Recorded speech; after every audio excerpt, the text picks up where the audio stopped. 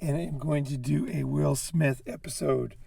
Main reason is that by watching, in real life, right, there's not many cracks under the skin, right? Everything is just covered up. It's just everybody just pretends like everything's normal. The thing I like about this episode was Will Smith had a fucking breakdown, right? We all saw it, right? So there's stuff to talk about, and there's a lot of stuff in this topic. So got Sky on the line. Sky, how you doing? Yo, what's up, guys? Dude, I tell you, man, this episode really got me thinking, and I'm doing a screen capture here so the guys can see the article that we're looking at here. And what I wanted to do was, I was watching, honestly, I was watching a lot of the different videos about this, which I usually don't do, but I was quite entertained because there were so many different takes on the Will Smith breakdown. I think the first time you heard about it was when I sent it to you, right? We were on the group Oh chat. yeah. You said something, and then I researched it, and then my girlfriend was right there, and she started telling me some other stuff about it. What did she say? Well, I mean, she was of the same opinion. She was like, "Wow, this guy's a complete loser." First off, and then she was telling me about how his wife Jada Pinkett, I think, has this like talk show that I had never heard of called Red Table Talk, which is basically where according to her, I've never seen it, but it's like a cancel culture type of thing where they basically,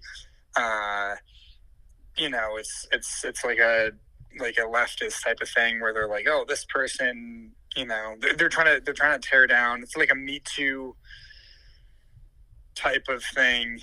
I'm not sure the best way to put it, but they basically try to find people that are not adhering to the strict moral code of the left wing and bring them down and create a situation where they're allowed to insult people and do these different things, but then they don't want other people to do it to them, right? According to her. Right. Okay. So yeah, no, I saw the clip on the red, what is it called? The Red Table? Red Table. I saw that. So Red Table Talk. yeah, I saw Red Table Talk probably when it came out because it was big news, because what she was saying was that she has an open relationship, right, with Will Smith. And there was a lot of guys who made videos at the time saying that Will was a cuck and, he was like a real weak guy. And that was kind of the standard video I saw. There was quite a few videos, Okay. yeah, in the manosphere about it. And something I was kind of interested in the whole thing because I knew there was more to it, right? I knew there was a lot more to it because, the first thing is I know guys like Will Smith, right? And these guys, they get a lot of pussy, right? These guys get a lot of fucking action, a lot of action. Even today, after all this stuff, Will Smith could just go to his hotel right today and fuck like 3 of the hottest girls you've ever seen. No problem. Like he just, the girls following him around, like literally. Guys like this, he's what's called an A-lister. An A-lister is a guy, it's an actor who's at the very peak of his career and commands the highest, salaries, wins all the awards.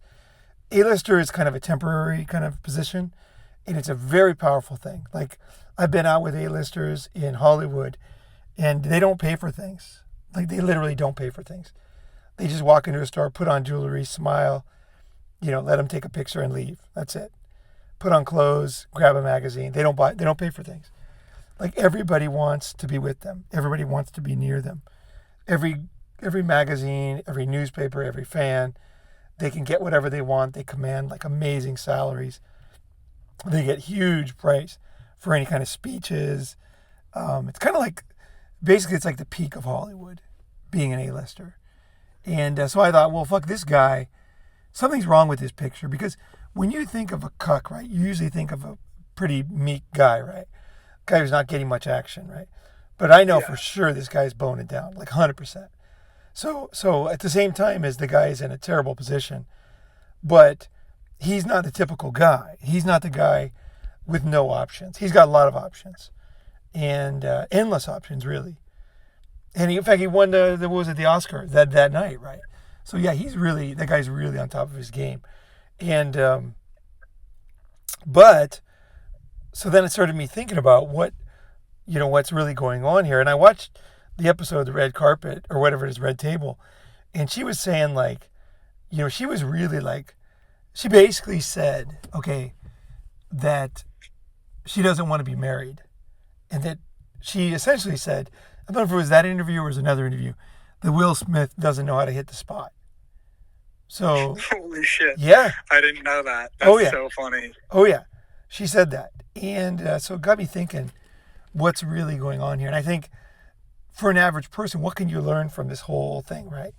I'd say the first thing that you can learn, the most important thing, is that this woman, well, first, she's very dangerous, this woman. She's not your normal, she's kind of the apex predator I was talking about, that the top guys run into these women.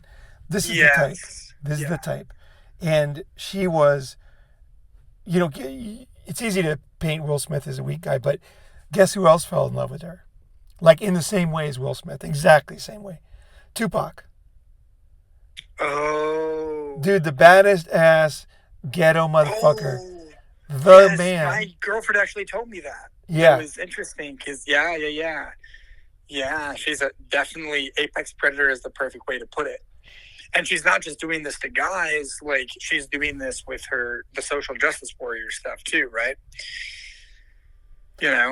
Right. She had, in fact, Tupac wrote a poem about her, and he said, I'll give her my heart, my liver, my lungs, my bone marrow, stuff like that. Not in the poem, but he said it, quoted when he was talking about her. They went to high school together, and Tupac was obviously in a relationship with her and totally in love with her. And when you think about Tupac, I mean, to call Tupac a cuck it really shows me the kind of meaningless of that term, because any guy can get got. Every guy's got a kryptonite. And Tupac's was this fucking Jada. And Will Smith is Jada too. And the other guy too, August, the other rapper she was dating, the 20-year-old rapper, he was totally in love with Jada too. So she had three top rappers. I mean, three top, stars totally in love with her. And there was another guy, I forget his name, there was another guy who was totally in love with her too, actually.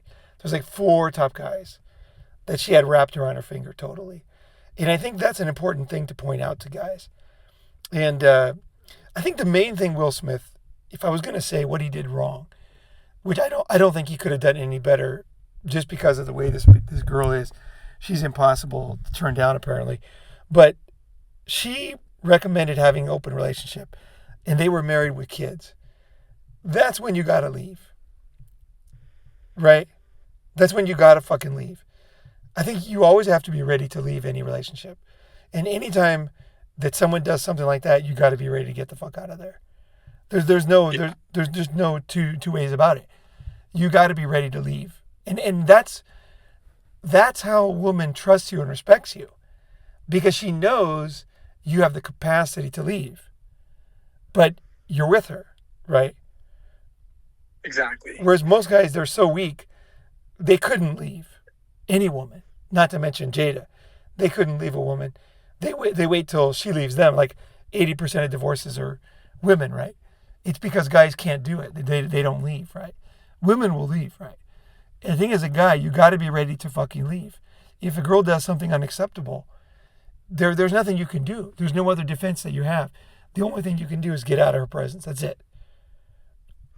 Yeah, or the alternative is you don't do that, and then she just slowly twists the knife that she's already stabbed into you, right? Which is the unacceptable behavior that she did, and just continue to twist it until you either basically almost die or you're completely starved of all of your assets or whatever it is, and then she'll leave, right? Yeah, or she drives you into kind of situation like we saw with Will Smith, where he might lose his Oscar, he might get arrested, anything could happen. I believe, and I can't say for sure, this is just my speculation, but knowing, I've had a couple of apex predator girls, and I can tell you they enjoy they enjoy chaos. They want to see chaos. And I think she really enjoyed this, situation at the Oscars, right? Because what a perfect thing. She's got the guy that everybody thinks is a total fucking, he's a total stud, right? The guy's 6'2". He's super rich. He's like on top of his game. He's good looking. He's in Hollywood. He's got a great job. He's got endless money. Girls after him. You know what I mean? He's in great shape. He feels, he's healthy. Everything is good. And then she caused him on national television just to totally basically, I don't know what you call it, but it was a meltdown, right? It was a breakdown. It was Yeah. it was something that a sadistic person would really enjoy. Yeah, she really loved showing everybody how much she owned him, you know? Right. Like, she waited for the perfect moment, right? Because first, back to the video, for the people that didn't see it, or the people that didn't catch this, Chris Rock made a joke about Jada, and then Will Smith started laughing. That was his first reaction. He started laughing. And then she put on some sort of pouty face, or it wasn't exactly clear, but maybe looked at him, and then he realized, oh shit, I fucked up, and in order to sort of keep her approval or whatever, or appease her or make her happy, I need to do something big. I need to sort of make up for that, or I need to, prove to her, and in that moment she owned him completely, and it was obvious to everybody that understood the situation that she had complete ownership of him. And it's crazy because, from my perspective, it's like, you think like, oh, women really enjoy, a lot of women really enjoy sort of the submissive role. That's why they're going for these top guys, because they, it's like, wow. But it's crazy that in that moment, more than that, she really enjoyed, just like these other apex predator women, and even other women, even more than that, they enjoy owning this guy if they can, Well, it's if they have this opportunity to own somebody. It's taking down the big game, It's like you're taking down the biggest animal, on the plains of Africa. That's basically what's going on. But I think there's definitely more to it, because she has some kind of thing, I think it's called apathy or something, where she's getting bald. Alopecia. Right? Alopecia, right? So she's getting bald. Now, a lot of the media made a big deal out of this, like, as if she has like a terminal cancer, or she, I think it's important to know that, yeah, I think Chris didn't know that she had a disease, why she was going bald. He thought that she just shaved her head, apparently. That's what I read. Yeah, he didn't know. And so he made a joke about it, right? So his, Will Smith's reaction, like, you imagine your wife has a disease and the guy's making a joke about her being bald. I can kind of see how he would, be conflicted when he saw that she was unhappy, right? Because you wouldn't want to laugh at your wife. If you knew your wife had a disease, right, and she's going bald, then women are definitely very sensitive about this kind of stuff, right?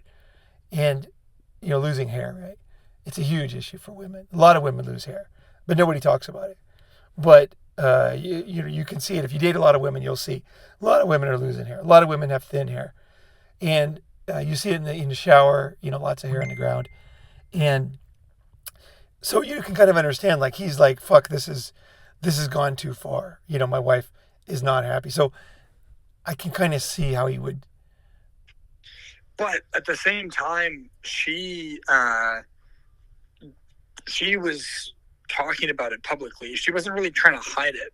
She had made a bunch of content apparently about, like, I'm not going to get beaten by alopecia, or that sort of thing. And it's the Oscars, somebody's going to poke fun at something, and you kind of understand that, like, that's going to happen to some extent. Right. And you can't know. Clearly, yeah, clearly it's an overreaction regardless. Yes, there's some reaction warranted, but, like, he clearly overreacted by 10 miles, I think, what he could have said is, hey, my wife has alopecia, you know, and that would have been totally fine if he said that. She's losing her hair. And then Chris Rock would have been like, oh, fuck, sorry, right? That's all he had to say. But obviously he overreacted, and it's easy to focus on Chris, but I want to focus on Jada. I think Jada is really the key to this thing, because Will Smith, he's been analyzed enough. Like, he has a background, right? His background. Let me see if I can find it here. I just want to real quick. You might not know this. Okay, so I'm looking at this article here. Will Smith. Inside Will Smith's troubled background, his star admitted he considered killing violent dad and raging jealousy over Jada. Okay, so he considered killing his dad because his dad was violent, and also his raging jealousy over her relationship with Tupac, right? So let's get to the article. They had a picture of him when he's a kid, and let's see here, talking about the alopecia, and his dad was violent to him when he was a kid, and so when he was older, he was pushing his dad in a wheelchair by the stairs, and the key thing is that his dad had been attacking his mom, right? And when he was 9 years old, and he didn't do anything about it. So he wrote a book called Will, right? His life, and he said in that book, he said that that was the defining moment in his life where he felt like he was powerless, like he felt like he didn't feel like a man because he didn't stand up for his mom, right? So he was like, he wanted to make up for that. This is from his mouth, failing her in the moment, for failing to stand up to my father, for being a coward, right? So this was an issue that he had dealt with, had struggled with, and I think it could have been easily handled with therapy, because a therapist could have easily got him to understand that when you're 9 years old and you're trying to stop a grown man from being violent, there's not that much you can do. You might get lucky and stop it just because you're a kid, but in general, there's not much you can do. And you have to realize that. You're not an adult when you're 9, right? So he could have dealt with that issue, but instead he didn't deal with it. And this has been the big thing for him. So I think part of himself was, he's like, I'm not going to let this happen again, right? I'm not going to let this kind of go on. So I think the guy, here's what I think, is he was obviously had a father with a personality disorder, right? And so the thing is, this is the type of person that a kind of a demented, like a psychopath or a severe, like, narcissist will choose. Is they choose people who have a background where they've been harmed, where they've been kind of unnerved or fucked up in some way. So those are the kind of targets that these women or men can target. So he's kind of the perfect, I can't say that Jada is that because I don't know her, but I will say that it does follow a recipe. Picking a guy who's on the surface very confident, he's very successful. On the surface you would never guess he has any kind of insecurities at all, right? But because he is a good-looking guy too, right? He's kind of got it all, right? And he's been a star for a long time too. It's not just a temporary thing. He's got fans for decades, right? But he's got a tortured past, and that gives an in to somebody who wants to control somebody. They can kind of use that and play that, and I think that's kind of what happened. That's basically what happened. She played him. But the thing is let's see here. Let's go back. Well, she used that. She understood that he wanted to atone for that.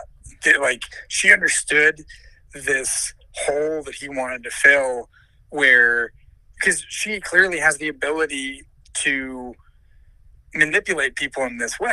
That's the whole idea of Yep. all of that Yep. social justice stuff. It's like Yep. people are like, "Oh man, I'm white and I'm racist inherently, and I just want to make up for it," and then they just keep accusing and accusing and accusing until they break the people down that are weak, that are already Or you're a susceptible, man, so you're this, or you're that, or you're or you're a you're misogynist or this whatever it race, or you're is. this, and it doesn't. It's So, because they just accuse, and then they get the person, they basically break the person that way. So she knew, or somehow found out probably, that he had that weakness where he thought he, wasn't a man or whatever for not standing up. And then she used that. She knew how to use that in a very specific way. And he probably actually knows deep down that's what she was doing, and is probably getting pleasure from it, I think.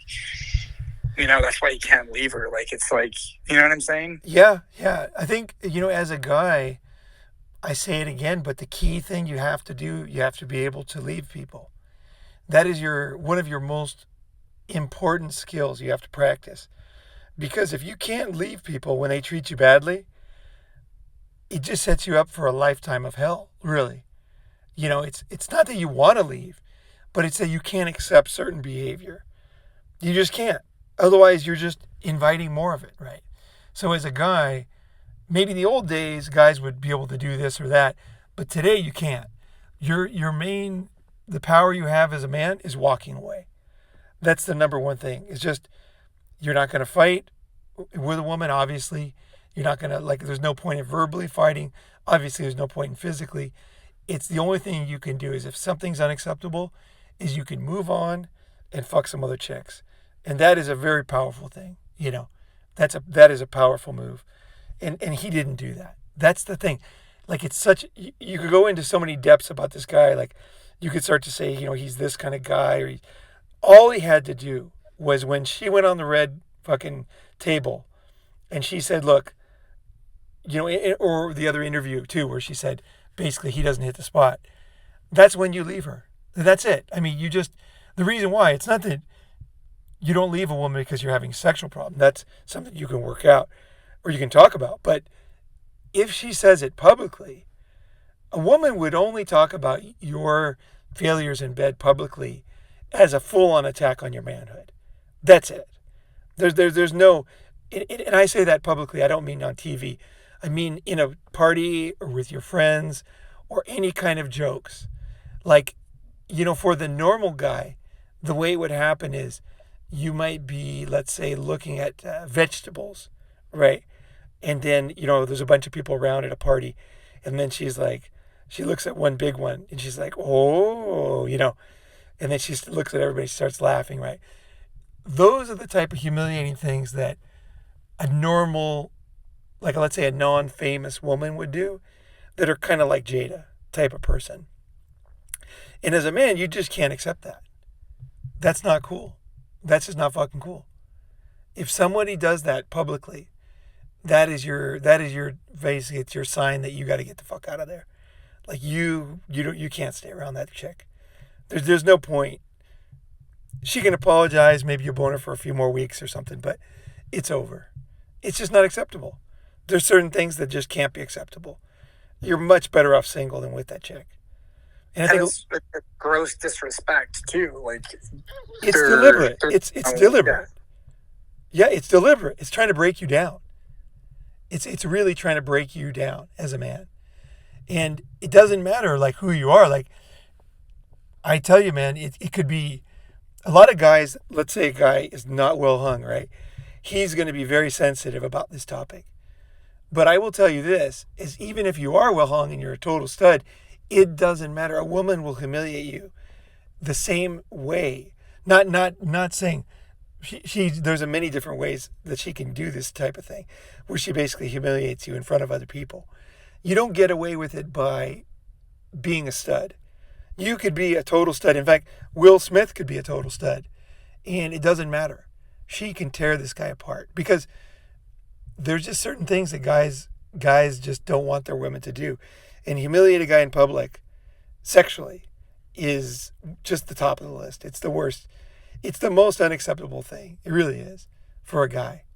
If a woman makes a joke about you in public, you just have to leave. You just can't. You can't stay another day. You just got to leave. Yeah, amen to that. It's so. I think a lot of guys, they just don't understand these things, and also too, the other thing the guys would say was, "Whoa, wait, just one thing." I mean, like, we have so much going on. Listen, if she did something like this, there's a lot more going on than that. Like, she's way down the road, bro. If she said this, it's the ultimate. It's like you said, it's the ultimate disrespect. So it's not that you're sensitive; it's that It's kind of like if an employee is like forging checks, right? You just can't forgive that. If they're stealing money and forging checks, like, they're so far down the road when they're forging, it shows that they're way down the road, right?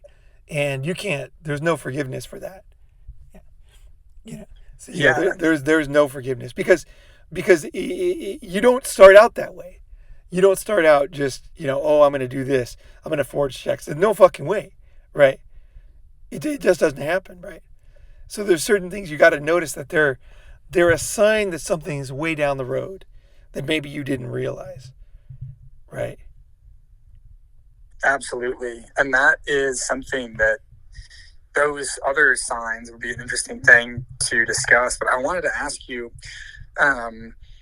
I think another possibility here, and I wonder if you're on the same page about it, is these women that humiliate or do these different things that are so, basically, I'm not sure if evil is the right word. Evil is a good word for this. It is, from a guy's perspective. Okay. So it tears you apart. Like, if Will Smith commits suicide this week, don't be surprised. Wow. Yeah, so for these women that are doing these evil things, I really think that one of the things that might have allowed that to happen is the fact that he, for whatever reason, may not believe that women are capable of that, or at least certain women. He probably had this vision of his mother because he thought his father was so bad for what he did. He may have pedestalized his mother in the extreme, and then somehow, if there was a way that Jada could have connected herself with his mother in his mind, then he just literally didn't believe. He couldn't conceive of the fact that she could do something wrong. It's the same thing with the concept of her show, the Red Table Talk. Women can do no wrong. That's feminism. Women can do no wrong. So it's just men are wrong. I don't think right? I think with her, and I play this. I say this because Tupac totally obviously fell in love with her. Tupac, this woman is just very good. She's the ultimate Jezebel, as they described in the Bible. This woman is a total Jezebel, and she mesmerizes very successful guys. She controls and mesmerizes men, and it's like, just be lucky it's not you, is what I say. But how does she do it?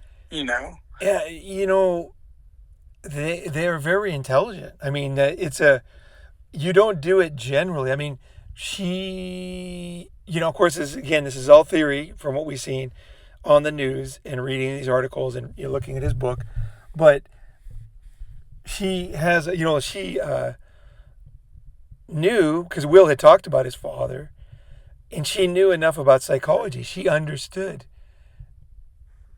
that trauma is somewhat of a wound that causes what's called the trauma bond, and that she could play that. She could use that to her advantage. And she, obviously, this type of woman gets an enjoyment out of watching people. Basically, they get an enjoyment out of causing pain to other people. So, for example, she could drive by, let's say, she could watch some other person in pain, but it wasn't caused by her, and she wouldn't feel satisfaction about it. but she would feel satisfaction if she caused it. So if she caused the pain, she feels like it's her work. Kind of like an arsonist. An arsonist will read the newspaper and he'll go back and look at the buildings because he really loves the fact that he caused this destruction, right? There's something like that. It's a similar psychology. They enjoy being the mastermind of the destruction of another person. It usually goes back to some kind of trauma that they had as a child. But just like Charles Manson and any of these people, there's a point when somebody's so destructive that I don't give a shit what their background is. Like, I don't care.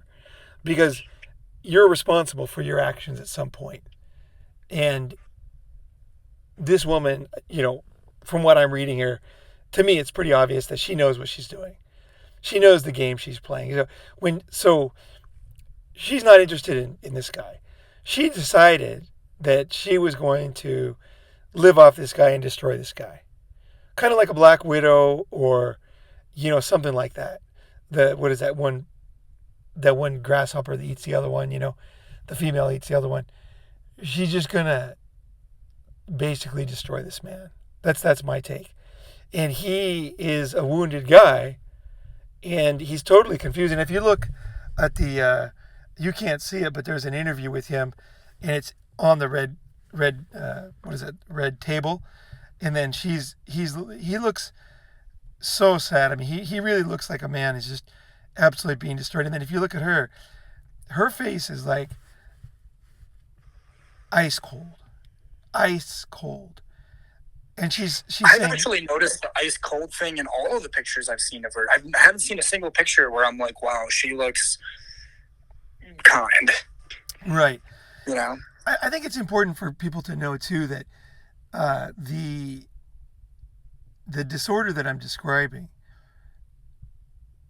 it's not tied to any gender. So there are very sick men who act like this, actually. So this is not gender specific. But the dynamics are very different when a male has this and a female. That's another issue for another podcast. But when a woman is publicly destroying her husband, and she has him locked where he's still in love with her. She stopped having sex with him. She started to have sex with August, this rapper. She had sex with Tupac. She had another young guy. She talks about Will doesn't hit the spot. She's just, to me, she's seeing how much he'll take before he goes down. She's enjoying this. She's enjoying watching him just go down in flames. And then she's talking out of her ass because she'll say, well, we decided on this. We decided that, we're going to have an open relationship. But if you listen to him, he's kind of sitting there and kind of agreeing, kind of in a way. He's not saying anything. But if you read his stuff, he didn't agree to it at all. He did not agree to any of this stuff.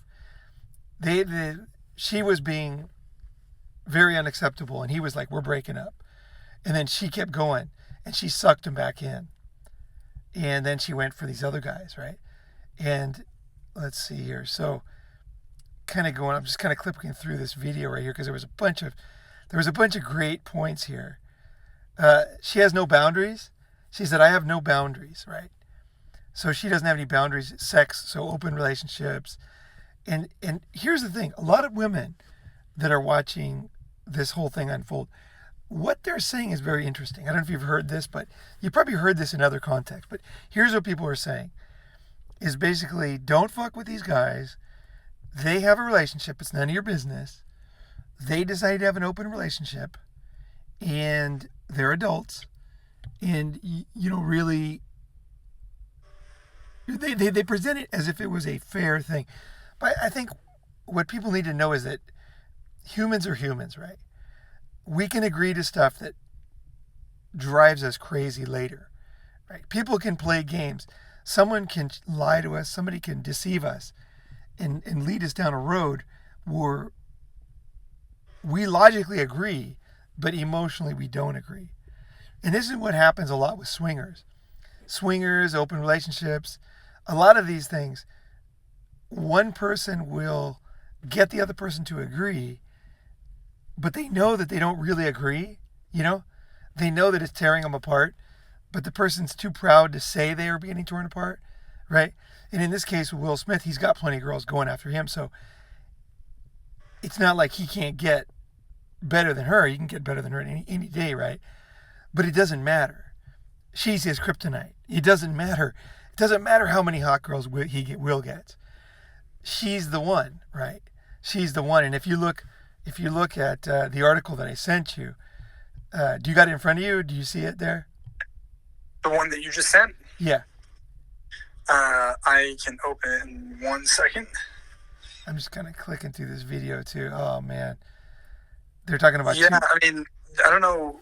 Here, this is related to this current point, but I think the one thing that crossed my mind when this whole thing was happening, and then realizing how hard he had fallen in love with her and was essentially completely owned by her, is it made me think of like hot girls, because hot girls always have tons of guys that are interested in them, but then they have that one guy that knows certain tricks or does certain things, whether it be in bed or whatever, and that's the guy they dream about. Yeah.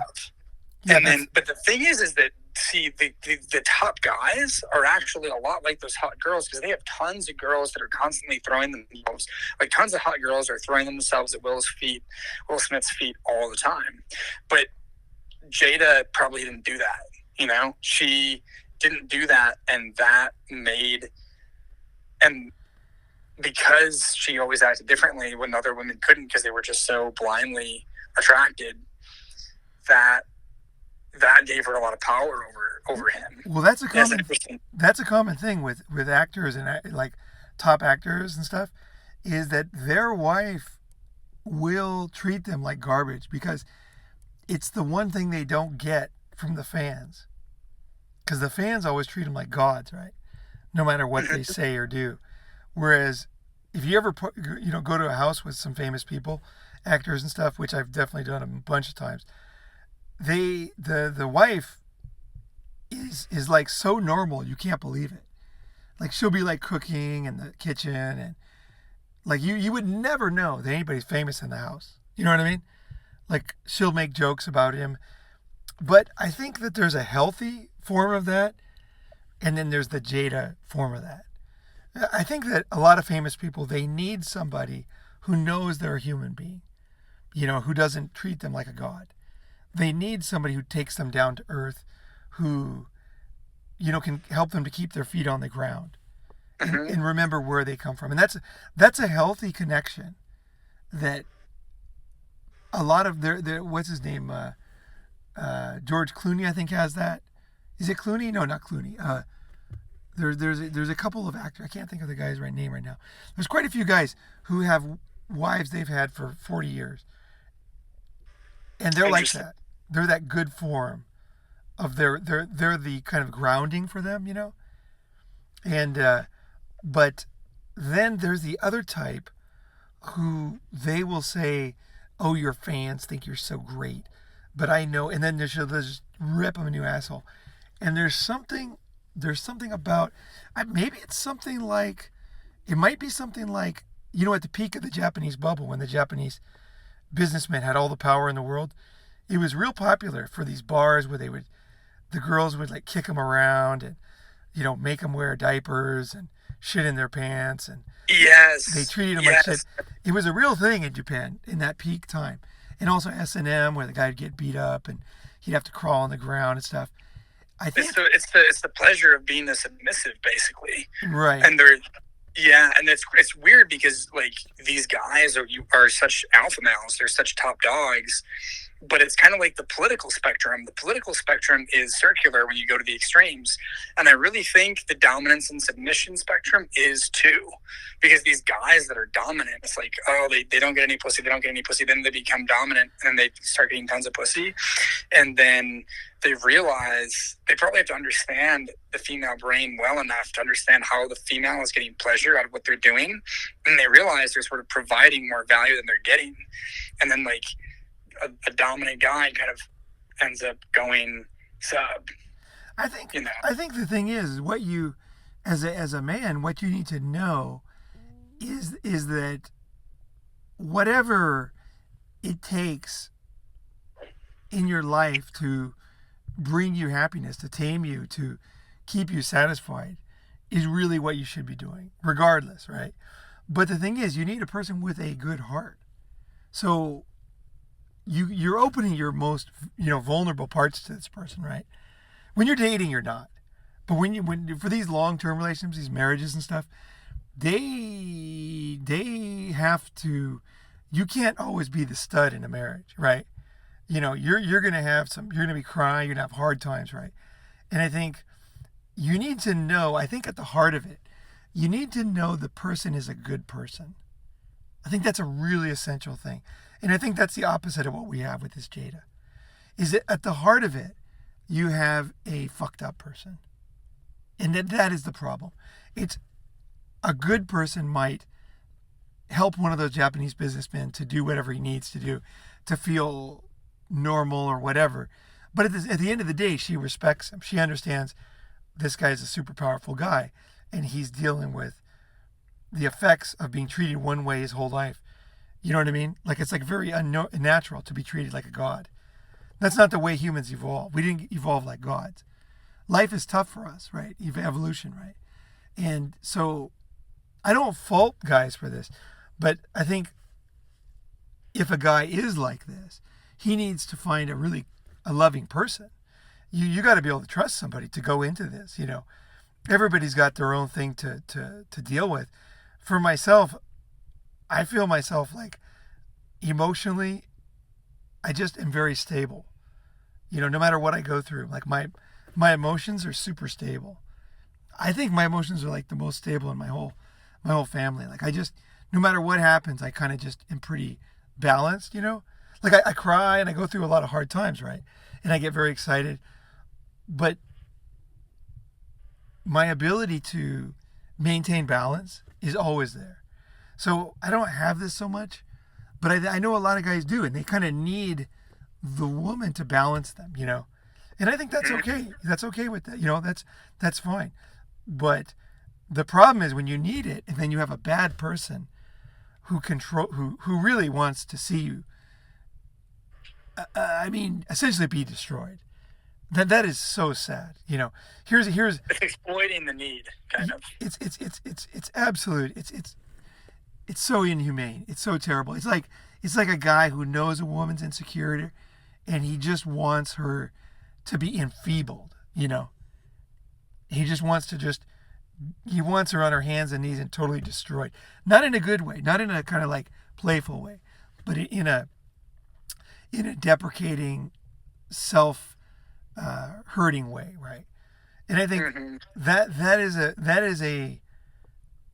is a place that if you let yourself go too long to, you will regret. Because you can really cause harm to people. And a lot of guys don't realize that, especially when they're younger. They think the girl's always going to bounce back, but girls will commit suicide. Like, stuff happens. And then you realize that the guy pushed it too far, right? And the girl pushed it too far. Sometimes people just enjoy playing games. I knew a girl who fucked her driving instructor, right? And she actually called, get this, she was my girlfriend's friend. She called the driving instructor's house, right? When he tried to break up with her. And then she said, hey, who is it? Is so-and-so home? Is the husband. And then the wife said, who are you? And she goes, who are you? And then she goes, I'm the girl who just fucked your husband in your bed, in the same side of the bed that you're on all fours like you like it. That's what she said. Holy shit. Yeah. And it totally destroyed the guy's marriage. And, she was very young and she just wanted to see if she could do it. Basically destroy a man and his wife and the family. And she did. And, I always wonder, I haven't known her for many years now, but I always wonder how she feels about that now. Because she was very young. She was super young. So whenever you get your license in Japan, whatever that is, whatever age that was, so I don't know. I guess we got to be careful. Everybody makes mistakes, but that's the reason why we keep looking at ourselves and making sure we don't go down the dark road, right? The dark road is there, and some people, they just take the dark road and they enjoy it, right? Here's the poem that what Tupac Shakur said. Jada is my heart. She will be my friend my whole life. We'll be old together. Jada can ask me to do anything, and she can have it. She can have my heart, my liver, my lungs, my kidney, my bone marrow, all of that. That's Tupac Shakur about Will Smith's wife. Crazy. Super crazy. Now here's the poem. Let's see here. Lost Souls by T. Shakur. Some say nothing gold can last forever, and to believe this need no proof. I have witnessed all that was pure in me be changed by the evil men can do. The innocence passed by children once lived inside my soul, but surviving years with criminal peers has turned my warm heart to cold. I was to dream and fantasize, but now I'm too scared to sleep. Petrifies not to live or die. Let's see, but to still know me. Yeah, where the purest hearts are torn apart, lost souls are there what's left. This was the poem that he wrote and gave to Tupac Shakur gave to Jada, right? So he's like pouring out his soul here, like he's this guy was not. She publicly claims she never slept with him. That's how dishonest she is. Like there's no way Tupac did not bone down on that. Mm-hmm. Plus they went to high school together. That's such a bunch of shit, right? So here's the other guy. Here's another rapper talking about Tupac. Let's see here. I remember when I first came around Pac, Jada Pinkett was in a movie. We went to Atlanta, and I'm a kid, and I'm like, this movie's boring as shit. But Pac was just staring at the screen and paying attention and really involved in the movie, watching Jada. So, like, he was fascinated with Jada. This girl, she just has a way, right? She has a fucking way, right? So here's the article that kind of breaks down where it all came from. And I think this is where guys can learn and not make the same mistakes. Or at least, I can't say they won't make the same mistakes, but at least they're going to know they're making the mistakes and they can reach out for help. Someone like Jada is very dangerous. So you're never going to have control with someone like Jada, but as long as you have awareness, then there's hope. But if you're too shy and you don't have the awareness of what she's doing, it's like so dangerous, right? Do you have the article in front of you? Can you see it? 1 second. Let's see. I'm just kind of going through it here.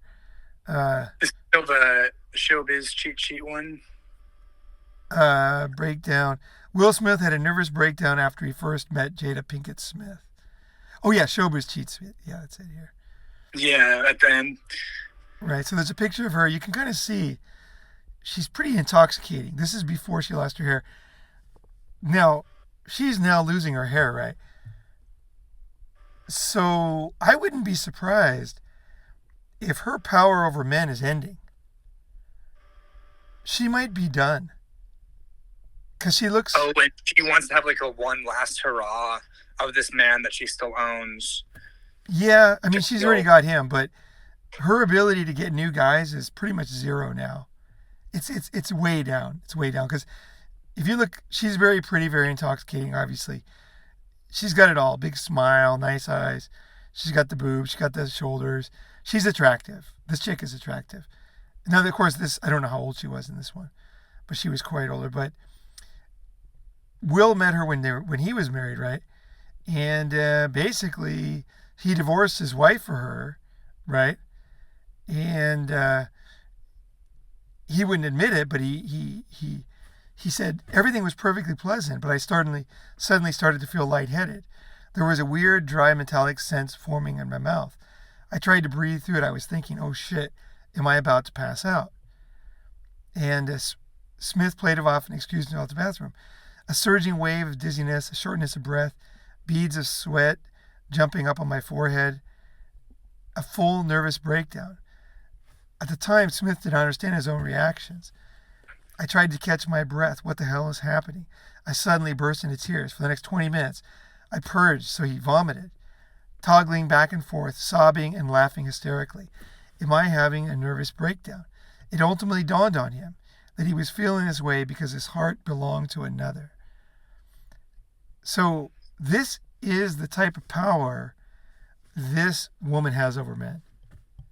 Think about that. Which is mind-blowing because that, I mean, is the first time apparently that he really saw her, right? It's kind of like love at first sight. Yeah. Yeah, he barely knew her. Yeah.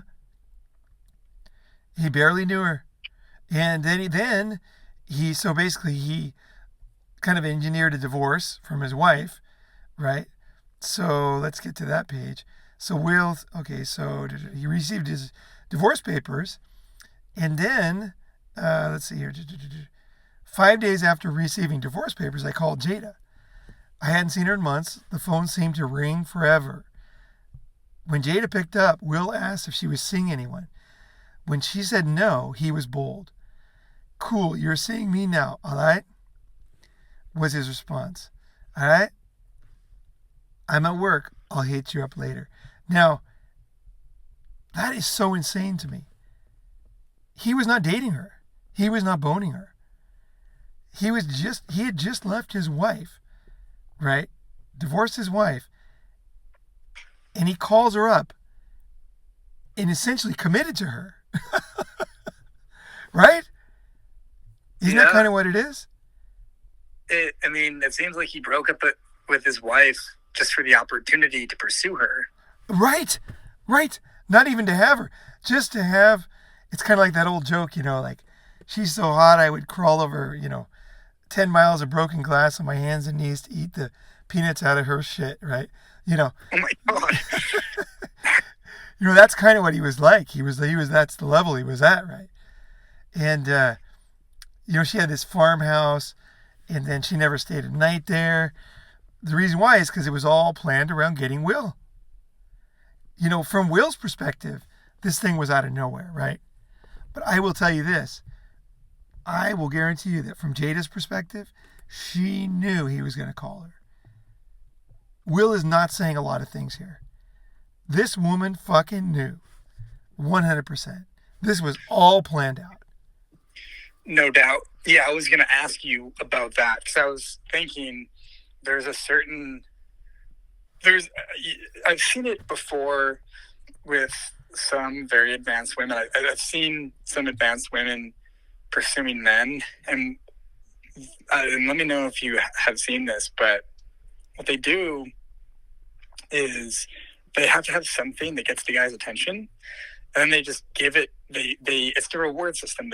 Once they know they have something that has his attention, they just withhold it until he does something that they want. Yeah, that's it. And then they give it as long if he does what they want, then they get more. They basically make it more and more expensive, and he has to be more and more of essentially their little bitch in order to get her affection or her approval. And then on top of that, they can add on, if there's some weakness, some need, like he has this childhood thing about the mother and the father and the beating or whatever, the violence that she was also able to, put in there and exploit. Oh, there's endless tools somebody like this has, but that's called give the wolf a taste. You give the wolf a taste. I had one like this, and I can tell you this: in order to do this game, to play this game with a guy like Will, or for this girl to do this to me, she had to be very special physically, because I had a lot of girls at the time, and just endless girls. I don't know how many Will had, but it's hard to have that many more than I had, just because you don't have that much time. You know what I mean? Like, I'm not saying I'm Will Smith. I'm not. But I probably had more chicks than most rock stars, because most rock stars have to work. They got to go to work, right? I was just fucking Yeah. girls all day. You know what I mean? Like, that's all I did. And I was hardly sleeping, right? And they were like giving me money, paying my rent. So I will tell you that this one girl out of nowhere, so her body was exactly, if I was going to make a sex doll, I would get her to pose. And I actually boned her not that long ago. And she's now 44. And I met her when she was like 21. And it's funny, her body pretty much looks the same. It's a little softer, but it's pretty much one of the hottest bodies I've ever seen in my life. Like, her body's so hot for me, for my type, that when she used to take off her top, my face would flush. Like, it was like, almost like when you look at the sun and the heat just blows your mind, just burns your face, That's how it felt. It was like she was so hot underneath his clothes. It was unbelievable. And I don't mean that. I don't mean that lightly. I'm totally serious. So there's a big difference between the hottest body ever and a normally hot body. There's certain fucking girls they're just so fucking hot naked. It's just unfucking real. You will just drive a fucking railroad, whatever they're called, pylon, whatever, spike. Just drive it through your fucking forehead. It's so hot, And this girl, yeah. And she was just so tight, and she had the best voice too. She was just kind of the peak of the best body and sexual experience for me. And so she knew that. And she also knew I had a lot of other girls. And so what she did was the next time went out, she tried to hold it back from me. And that's what I talked about in the tent episode. And I reacted the way that I'm still proud of. I just wouldn't put up with it. I just basically said, nope, you got to go. Got her out of the tent, went to sleep. And she's been chasing me now ever since. It's been almost 20 years, 30 years. Yeah, it's been almost 30 years. She's been chasing me ever since. I can tell you this, if I call her right now and I say, hey, I want to get married, but you got to be in LA tomorrow, she'd be like, I'll call you when I got my flight. Like, yeah, because I wouldn't put up with it. I just wouldn't do it. I was like, nope. And it was hard to do. Sky, it was not easy, man. This girl was just, she was like Jada. She had me. I mean, I was just looking at her. She was so hot. I just wanted to get it again like we had it before, right? And this is despite the fact that I had endless chicks. She was like so much better than the other girls. You know what I mean? Crazy. Oh yeah. And was she? And because the thing is, but she must have known. She must have known that she was that hot for you, based on your reaction or based on something. Because, she must have. Yeah. Like I know that like you basically showed, you were like, this is what I think a perfect girl looks like. And it was an enlightening moment for me because I didn't find her that attractive. And it made me realize, wow, like the girls that Paul has on his number one top pedestal and the girls that I have on mine, it's like very, very different. Yeah. So, and I'll say this. She had to know. The girls that I have on my top, like the hottest girls for me, that wasn't my natural thing. That was after years and years and that was after experience. I learned that, like, those girls really do turn me on. Like, it's almost like I can't, it's so deep in me. I just want to pound their hips into the pavement all the time. I just want to fucking just blast their faces, like, with cum all the time. Like, and I love them in a way, because they're the ones who really bring out that physical side of me, right? And they tend to like me too, actually, because a woman wants that kind of physical experience, but most guys are not going to be able to give it to them, right? And I can't give it to an ugly girl as much. I can't give it like I can to them, right? So though that girl, when she turned me down that one time and I said nope, it was one of the hardest things I ever did. I was just like, nope, you got to get out, and I never gave in. She tried to meet me a million times and I'm like, are we going to fuck or not? And she'd be like, well, maybe this. And I'm like, well, I'll tell you. A couple times I met her outside and I said, look, I'll meet you. And, because I knew she was playing games. I said, look, if she said, I can come to your house. I said, nope, no, you're not coming to my house. Like, either I'm going to meet you outside and we're going to fuck, or you're not coming to my place. And then she once came and didn't do it. And I was like, okay, cool, no problem. And then that was it. Didn't see her for many years. And then she calls me again, And then there was that episode I talked about in the Indian restaurant. Did you hear about that episode? I'm not sure. Let's remind the viewers. Okay, The so listeners. this was crazy. So this was in this context, right? So we're in this restaurant, tiny restaurant in Shibuya, and she's sitting across me, and I said, so are you down? Because we're eating this like $10 meal. It was all you can eat. It was awesome, and my gym was right there. I love this place, and so she's sitting there, and I said, hey, are you down? And she's like, well, she's kind of answering like, not. So I just leaned over the table, and she had a skirt on, mini skirt. And I just looked at her, and I just like slowly, I touched her, and then I slid my hand down. I went down under her panties, and I'm looking at her. In the whole restaurant, everybody was totally silent. Everybody was completely silent. Like the waiters stopped moving. The whole restaurant stopped. And I was looking in her eyes, and my hand was in her panties underneath her miniskirt. And the look on her face was so erotic. Like the situation was so hot that the whole restaurant just stopped. And I just kept like softly, doing my thing. And then the next thing you know, you could hear the sloshing sound in the restaurant because she was so wet. You could just, it was like, and the women in the fucking restaurant, they were so turned on. Sky, it was amazing.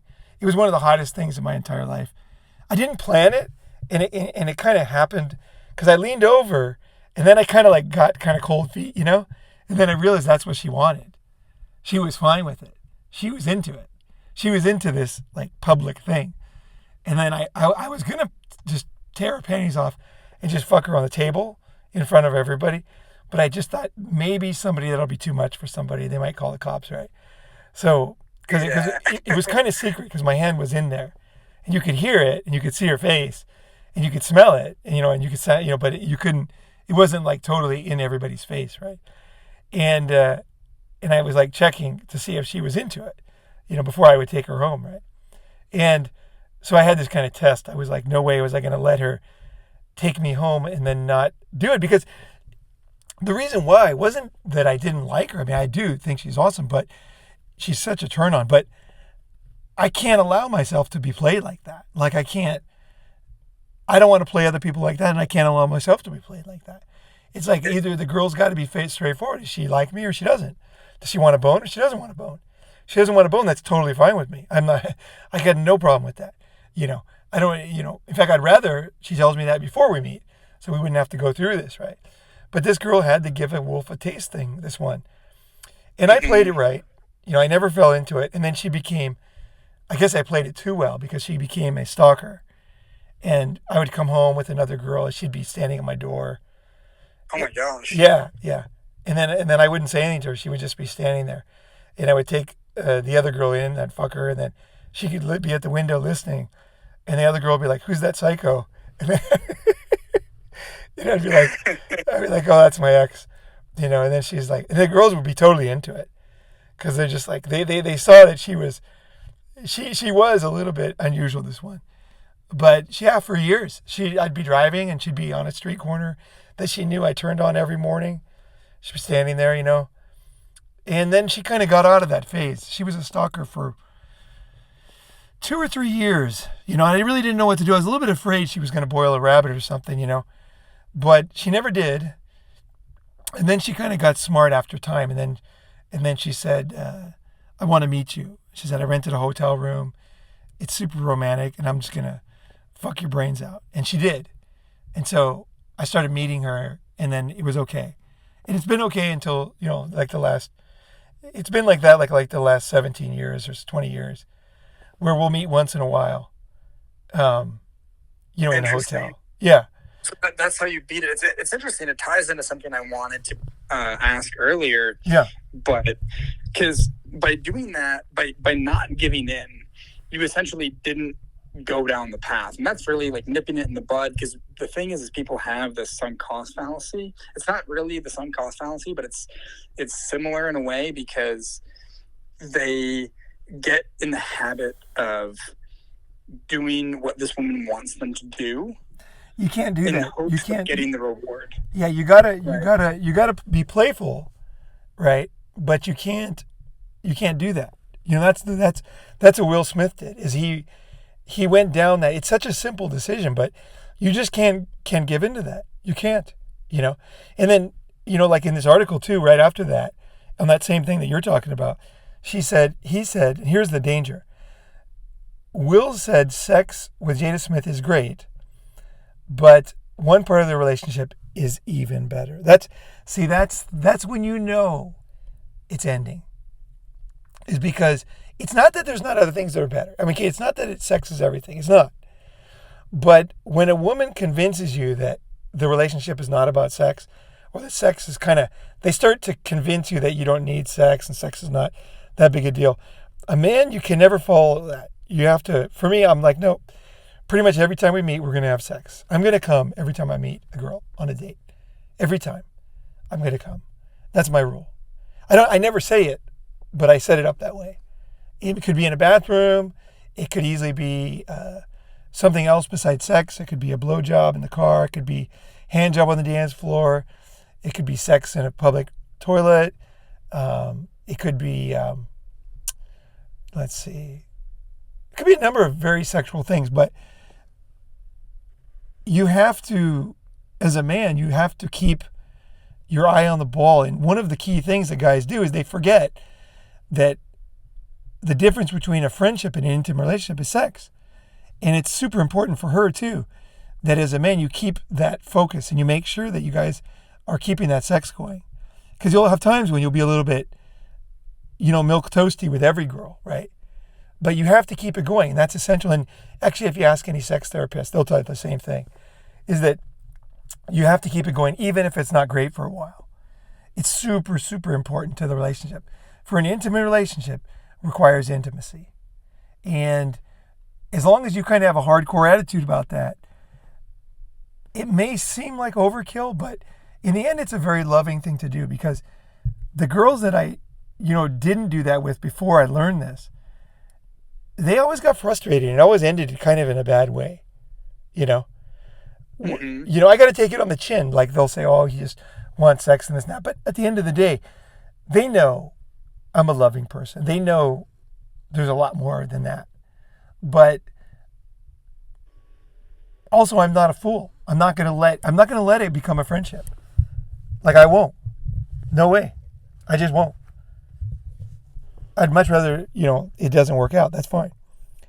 So as a guy, what Will did, what she convinced him with sex. So she convinced him with, what does it say here? Exotic secret getaways, Cabo, private Caribbean islands, Aspen, sex, what did they say, 4 times a day? Wild, romantic whirlwind of bodies, that was what she started. And then the next thing in the article is she convinced him that, basically, so another part of the relationship is the key. And that was where she left him mentally, is because she no longer saw him as her sexual partner. And that's when she started, I can predict, I know, that's when she started dreaming about Tupac and these other guys, right? Is because she had now turned him into, I love you, but I'm not in love with you. That kind of thing, right? Yeah, that is such a lot, because like women are always horny for somebody, if sex is almost kind of like always the most important thing in a sense, but maybe that's not the right way to put it, but they always want to have sex with somebody very badly. It's important. There's always that one person, and if it's not you, then it's going to be somebody else. That's the thing. And if a girl is not interested in you anymore, you have to not take it personally, because there's always a ticking time bomb on most things in life, so don't take it personally.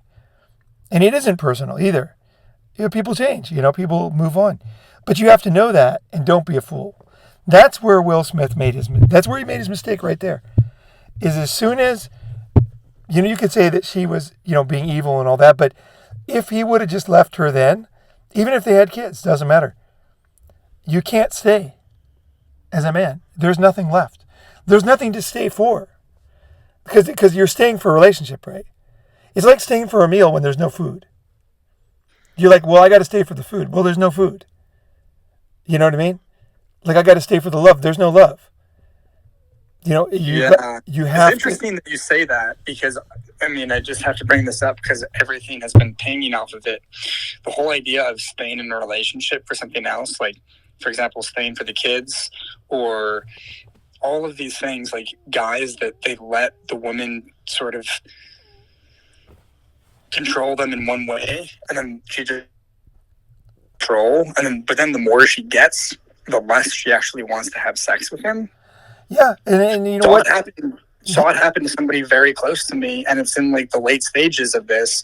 And it's funny because they brought up that they had listened to, with their significant other, they listened to this podcast, the Red Table Talk podcast. Oh, no way.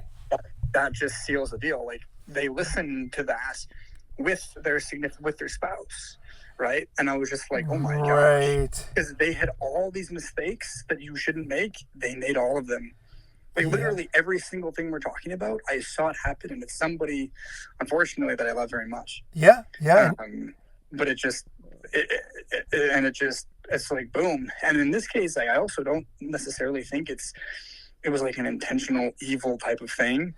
It was just like, it's like a natural female instinct in some ways, like their predatory instinct. And it's like, they're not just going to sit there and give the guy the alpha status. He has to not give it away, you know? Well, you didn't give it away to that girl, and that's why she wanted you back. She didn't own you. You know what I mean? The evil is when you don't let somebody go, like I will let somebody go. Like I've had women that are basically, they would do anything I asked. Any of those guys who are cult leaders with women and they have all the women do all this crazy stuff for them. I've had women like that. Like literally they will do anything for me. Anything I ask them, they would do. Like literally. Anything anybody else could ask, I could ask them. And I also see, that they have a life that they need to live too. So we might have a relationship. They might really enjoy it. Usually they're quite young, right? But at some point, I let them go. Even though I know I could keep them around forever. But it would ruin their life. You know what I mean? Because they would get past the age, they want a relationship. They wanted to have a family, right? And I have pity on that. Even though I would love to keep them around. Usually these girls are great in bed. They're fun to be with. They obviously are in love with me. And they like to travel, do whatever I want to do, right? So if I want to start a business, they'll help me, If they, whatever the fuck it is I want to do, they're going to help me, right? But I have to let them go. The good side of me, the Santa Claus, has to say, you know what? It's over on this one, It's time to let this one go. It's really hard to do, actually. But that's what you have to do as a loving person. It's kind of like, maybe it's like with a child, you want your child to love you and everything. But more importantly, you want your child to grow and be independent. So, some parents kind of turn evil. They want, like a mother will want her son to stay home forever, right? Even though it's very, very bad for him. He needs to go out. He needs to do the things that a man does. But an evil parent will want him to focus on her forever, right? But what you have to do is you have to fight against that and allow people to grow beyond you and allow people to spread their wings, even if they don't want to. But it's the best thing. And in the end, the girls I've done this with, they're really grateful because they know I had them. I had them forever if I wanted. But I would be like, no, baby, you got to go. You got to go and do your thing. You got things to do. And they would. Mm-hmm. And it's one of the things I'm the most proud of. And all those girls did very well too. Like it was a nice way to let them go. Like they did really well. They're like happy mothers now with kids, and it's a neat thing to see. So just because somebody's willing to sacrifice everything for you, and that's an enjoyable thing, you have to, and that's a good point to get to where they're really crazy about you, right? But you also have to be like, you have to let them go, right? And that's important. That's super important. And like this Jada, this guy they should have been over so long ago, right? So long ago. And the poor guy, I don't know what's going to happen to him next. It's hard to say where he's going to go. But if history is any kind of, marker of this, it could be very dark, very, very dark where these two go. See you for the summit in just a couple weeks. Yeah, 2 weeks away, guys. If anybody's coming, Austin Summit, add me on Ronin free on Telegram, and let's plan a way to get your ass there, get a sleeping bag, and it's going to be good. All right, talk to you guys soon.